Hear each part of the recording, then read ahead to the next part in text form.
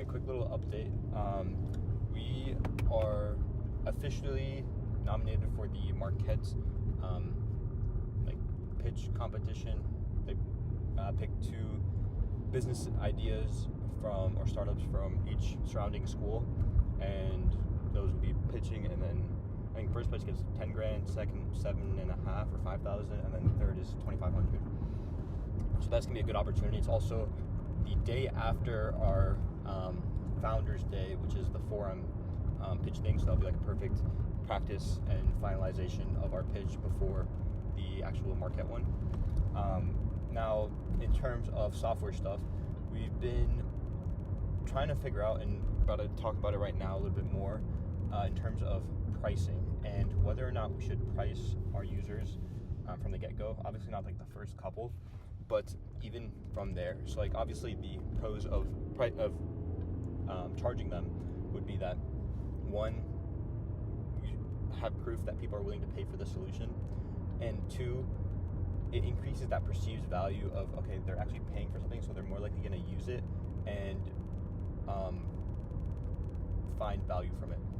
Now, the other side of the argument is, if we have it free, it'll help us grow that much quicker and help us build more value, because the more people that are on the platform, the more valuable it becomes. The more wholesalers, the more deals, the more investors. The more investors, the more value for the wholesalers and eventually other real estate professionals or reps down the line. So on that line of thought, maybe it's just better to keep it free and just get as many users as possible and have it get to a point where they can't really live without the platform and go back to their old ways. Because right now we're disrupting some of their patterns of posting on Facebook, sending emails, cold calling investors, things like that.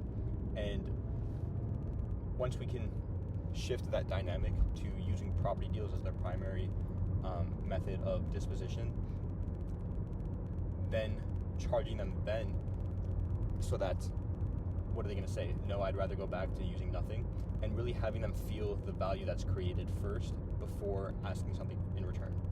So I keep going back and forth, and so does Jack, and it's good because we go back and forth on opposite wavelengths, basically the same wavelength, opposite spectrums, where I'll say, okay, it's better to charge, and he'll be like, no, we should give it free, and he'll say, no, it's better to charge, I'll say we'll give it free.